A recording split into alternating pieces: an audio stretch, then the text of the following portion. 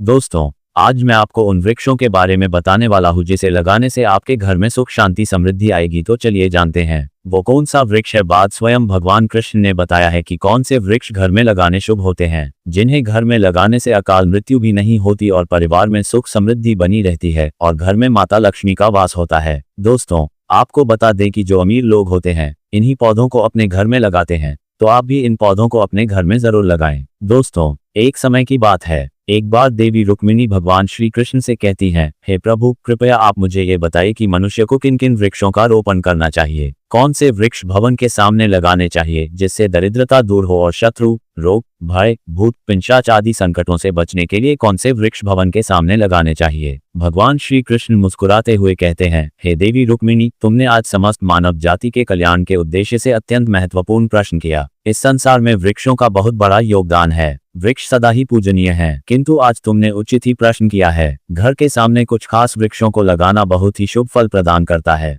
वृक्ष तथा पौधे घर की सुंदरता को बढ़ाते हैं, साथ ही यह वातावरण को शुद्ध रखते हैं। वृक्षों से सकारात्मक ऊर्जा का संचार होता है, जो मनुष्य के जीवन के लिए अत्यंत आवश्यक है। वृक्ष नकारात्मकता को कम करके वातावरण को अधिक सकारात्मक बनाने का कार्य करते हैं। घर के सामने पेड़ पौधे लगाने से घर में सुख समृद्धि आती है, साथ ही यह पेड़ पौधे कई प्रकार के वास्तु दोषों को नष्ट करते हैं। घर के आंगन में खड़े वृक्ष देवताओं के समान घर की रक्षा करते हैं। दोस्तों, भगवान श्री कृष्ण कहते हैं, ये देवी, भवन के पास कौन से पौधे लगाने चाहिए और कौन से नहीं, इसके बारे में बताने से पूर्व मैं तुम्हें एक प्राचीन कथा सुनाता हूँ, जिससे तुम्हें समझ में आ जाएगा कि वृक्षों तथा पेड़ पौधों का भवन के पास लगाना कितना शुभ होता है और कौन से पौधे भवन के पास लगाने से दुख एवं दरिद्रता आती है। हे देवी रुक्मिणी, तुम इस कथा को ध्यान से सुनना, और जो भी मनुष्य इस कथा का स्मरण करता है उसके सैकड़ों पाप नष्ट हो जाते हैं और उसकी दरिद्रता का नाश होता है। तब देवी रुक्मिणी कहती हैं, हे प्रभु, मैं इस कथा को अवश्य ध्यान से पूरा सुनूंगी, कृपया मुझे आप कथा सुनाएं। तब भगवान श्री कृष्ण कहते हैं, हे देवी, पूर्व काल की बात है,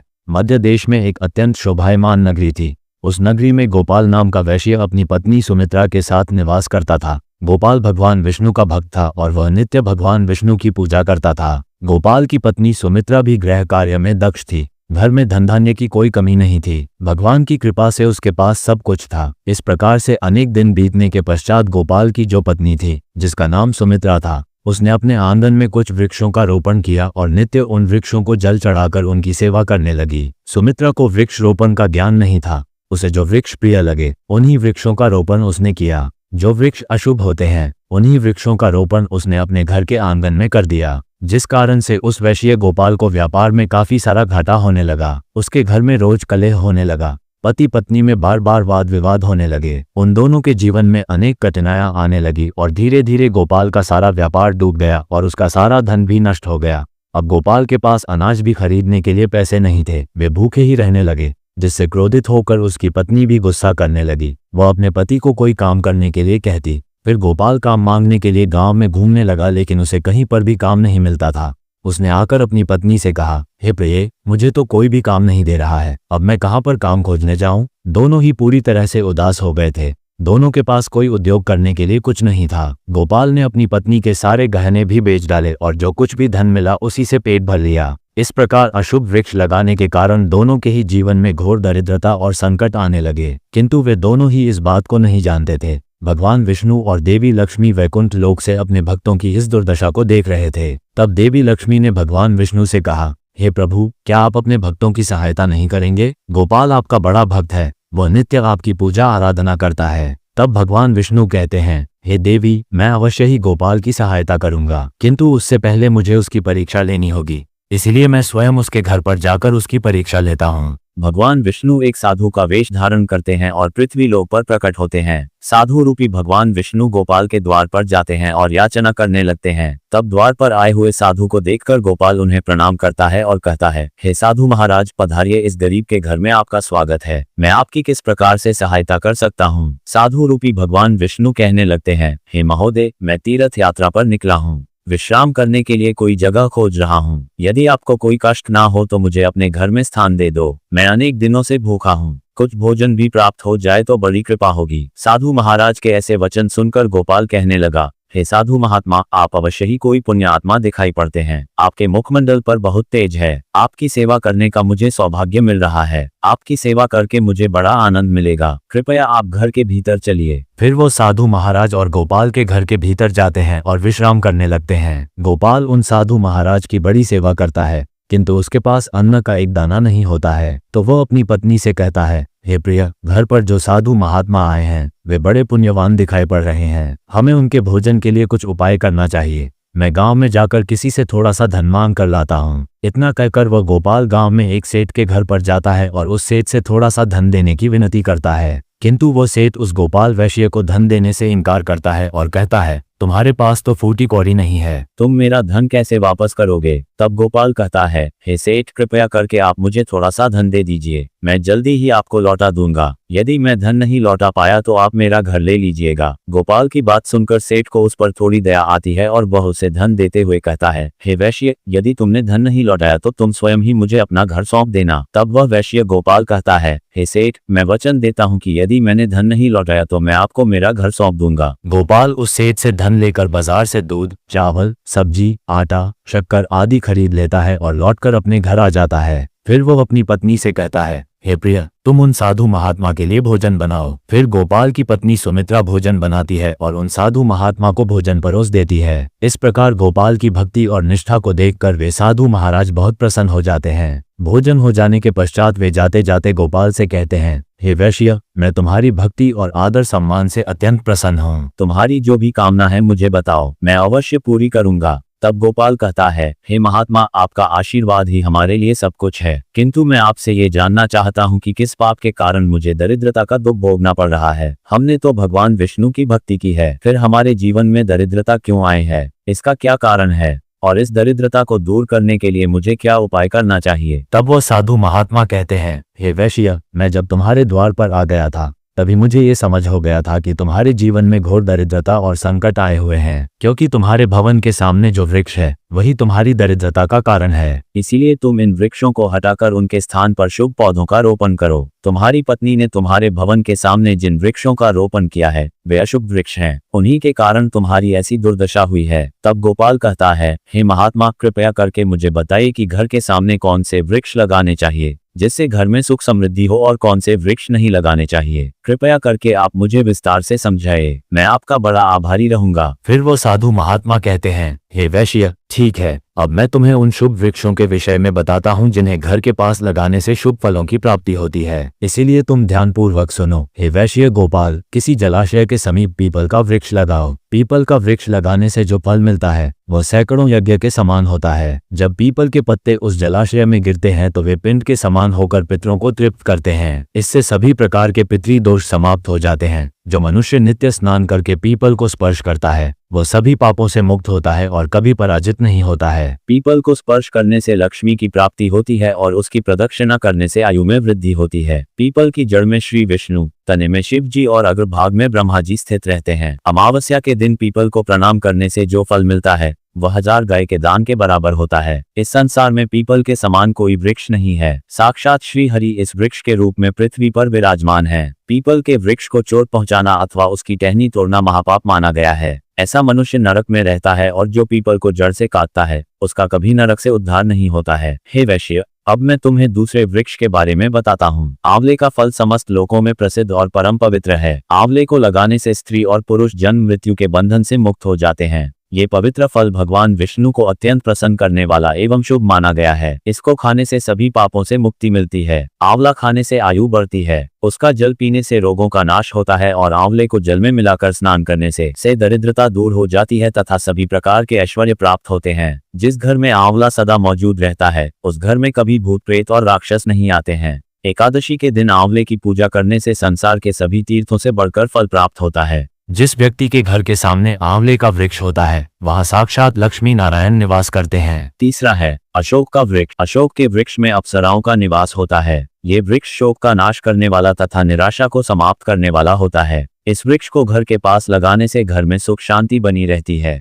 अशोक का वृक्ष शीतलता और यौवन प्रदान करने वाला होता है। देवी लक्ष्मी ने जब सीता के रूप में अवतार लिया था तब रावण द्वारा अपहरण के बाद उनका वास अशोक वाटिका में था। अशोक के वृक्ष ने माँ सीता की बहुत सेवा की थी, इसलिए माँ सीता ने अशोक वृक्ष को यह वरदान दिया था कि जिस भी स्थान पर यह वृक्ष होगा वहां उनका सदा ही निवास होगा। चौथा है पाकड़ का वृक्ष। प्रत्येक मनुष्य को पाकड़ का वृक्ष अवश्य लगाना चाहिए। ये वृक्ष लगाने से जो फल मिलता है वह महायज्ञ के समान होता है। कलयुग में मनुष्य यज्ञ नहीं कर पाएंगे, इसीलिए उन्हें एक पाकड़ का वृक्ष अवश्य लगाना चाहिए। पांचवा है नीम का वृक्ष। नीम का वृक्ष लगाने से सूर्यदेव प्रसन्न होते हैं। नीम का वृक्ष आयु प्रदान करने वाला माना गया है। इसे घर के पास लगाने से नाना प्रकार के रोगों से छुटकारा मिलता है और माँ लक्ष्मी को नीम के पत्ते अति प्रिय होते हैं, इसीलिए वे नीम के वृक्ष के पास निवास करती हैं। घर के सामने नीम के वृक्ष का रोपण करने से धन संपत्ति की प्राप्ति होती है। छठा है जामुन का वृक्ष। यदि कोई मनुष्य कन्या प्राप्ति की कामना करता है तो उसे जामुन का वृक्ष अवश्य लगाना चाहिए। जिस मनुष्य के घर के सामने जामुन का वृक्ष होता है उसके घर में कन्या का जन्म होता है, जो कुल का गौरव बढ़ाती है। सातवां है बेल का वृक्ष। बेल के वृक्ष में भगवान शिव और गुलाब में देवी पार्वती का निवास है, इसीलिए अगर बेल के वृक्ष के पास गुलाब का पौधा लगाया जाए तो शिव पार्वती का आशीर्वाद प्राप्त होता है। उस घर में कभी दुख और दरिद्रता नहीं आती है, उस घर में कभी अकाल मृत्यु नहीं होती है और कोई स्त्री विधवा नहीं बनती है। आठवां है नारियल का पेड़। नारियल का पेड़ लगाने से पुरुष अनेक गुणवान संतान का पिता बनता है। नारियल किसी भी धार्मिक अनुष्ठान का आवश्यक अंग होता है। यह अत्यंत शुभ माना जाता है। कुंद और मोगरे के पेड़ में गंधर्व निवास करते हैं, इसीलिए इस पौधे का रोपण अपने घर के पास करने से कार्यों में सिद्धि और शुभ फलों की प्राप्ति होती है। खासकर कला के क्षेत्र में काम करने वाले लोगों को ये पौधा अवश्य लगाना चाहिए। यदि किसी मनुष्य को चोर और लुटेरों का भय सता रहा है तो उसे अपने घर के पास कीकर का वृक्ष जरूर लगाना चाहिए। यह वृक्ष चोर लुटेरों को भयभीत करता है और घर की रक्षा करता है। हल्के वृक्ष पुण्य और लक्ष्मी प्रदान करते हैं। इन वृक्षों का रोपण करने से दुख और दरिद्रता समाप्त हो जाती है। घर की उत्तर दिशा में 5 कनक चंपा का पौधा लगाया जाए तो धन में वृद्धि होती है। केले का पेड़ भी बहुत शुभ होता है और यह घर में सुख समृद्धि और खुशहाली लाता है। केले के पेड़ में भगवान विष्णु का वास होता है, इसलिए घर में केले का पेड़ होने से घर में धन की कमी नहीं होती है। हर श्रृंगार के पौधे को पारिजात भी कहा जाता है। इस पौधे की उत्पत्ति समुद्र मंथन के समय हुई थी और देवी लक्ष्मी भी समुद्र मंथन से ही प्रकट हुई थी, इसीलिए पारिजात के पौधे का बहुत अधिक महत्व है। यदि इस पौधे को अपने घर पर लगाते हैं तो आपको माँ लक्ष्मी की विशेष कृपा प्राप्त होगी। घर के आंगन में नारियल का पेड़ होने से उस घर में हमेशा शुभता बनी रहती है और उस घर के सदस्यों का समाज में बहुत मान सम्मान होता है। सुंदर पत्नी की कामना करने वाले मनुष्य को अनार का वृक्ष लगाना चाहिए। जो मनुष्य सुंदर, सुशील और सौभाग्यशाली पत्नी की कामना करता है उसे अपने घर के आंगन में या पास में अनार का वृक्ष अवश्य लगाना चाहिए। अनार का वृक्ष न केवल स्वास्थ्यवर्धक फल प्रदान करता है बल्कि इसे शुभता और सौंदर्य का प्रतीक माना गया है। अनार का वृक्ष अपने लाल फूलों और फलों के कारण सकारात्मक ऊर्जा का संचार करता है। इस वृक्ष को देवी लक्ष्मी का प्रतीक भी माना गया है और इसकी उपस्थिति घर में धन, समृद्धि और पारिवारिक सौहार्द को बढ़ाती है। अनार के फल का सेवन करने से शरीर स्वस्थ और कांतिमय होता है। पलाश का पेड़ ब्रह्मतेज प्रदान करता है, इसीलिए इसका रोपण अवश्य करना चाहिए। पलाश को धर्म का वृक्ष कहा जाता है। इसे भगवान ब्रह्मा और अग्नि का प्रतीक माना गया है। इसके लाल फूल ऊर्जा, शक्ति और उत्साह के प्रतीक हैं। पलाश का वृक्ष व्यक्ति को आध्यात्मिक उन्नति प्रदान करता है। ये साधना और तपस्या में सहायता करता है और व्यक्ति के भीतर ब्रह्म ऊर्जा का प्रवाह बढ़ाता है।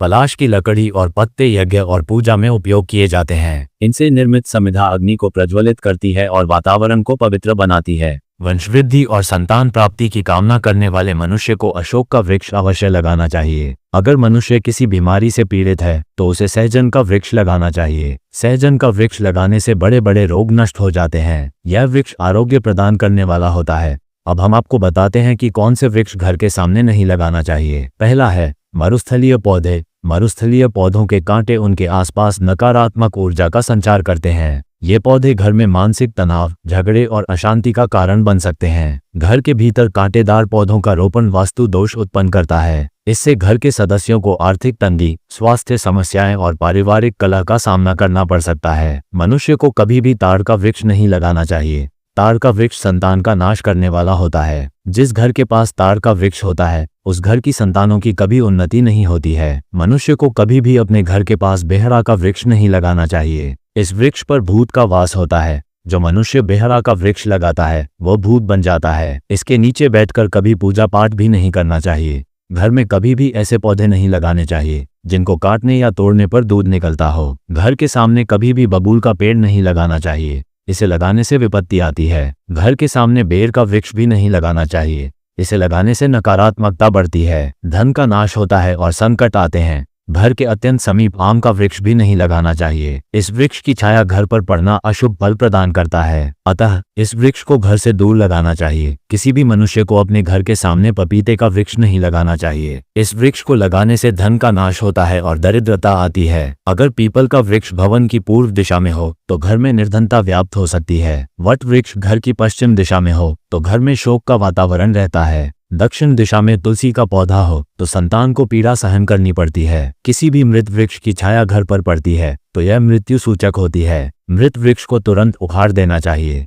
मरुस्थलीय पौधे कठोर और सूखे वातावरण में पनपते हैं। इन पौधों में कांटे और मोटे तने होते हैं जो नमी और जल को संचित करने के लिए अनुकूल होते हैं, लेकिन इनकी प्रकृति घर के भीतर या आंगन में शुभ नहीं मानी जाती। साधु महाराज उस गोपाल वैश्य से कहते हैं, हे वैश्य गोपाल, मैंने तुम्हें इन सभी शुभ और अशुभ वृक्षों के विषय में बता दिया है, इसीलिए तुम इन वृक्षों का रोपण करो और भगवान की कृपा प्राप्त करो। गोपाल कहता है, हे महात्मा, आपने आज मुझे उत्तम ज्ञान दिया है, मैं आपका धन्यवाद करता हूँ। फिर साधु रूपी भगवान विष्णु गोपाल को आशीर्वाद देकर उस स्थान से अंतर्धान हो जाते हैं। साधु महात्मा को अचानक अदृश्य हुआ देखकर गोपाल और उनकी पत्नी को आश्चर्य होता है। फिर उन्हें समझ में आ जाता है कि साक्षात भगवान विष्णु ही उनके घर पर आए थे। फिर गोपाल उन साधु महात्मा के कहे अनुसार अपने घर के सामने अनेक शुभ वृक्षों का रोपण करता है, जिससे अचानक ही उसे बहुत सारा धन प्राप्त होता है और उसकी दरिद्रता दूर हो जाती है। गोपाल और उसकी पत्नी भगवान विष्णु का धन्यवाद करने लगते हैं। भगवान श्री कृष्ण कहते हैं, हे देवी रुक्मणी, इस प्रकार से मैंने तुम्हें शुभ और अशुभ दोनों प्रकार के वृक्षों के बारे में बताया है। अब तुम भी जाकर अपने भवन के पास इन वृक्षों का रोपण करो। दोस्तों,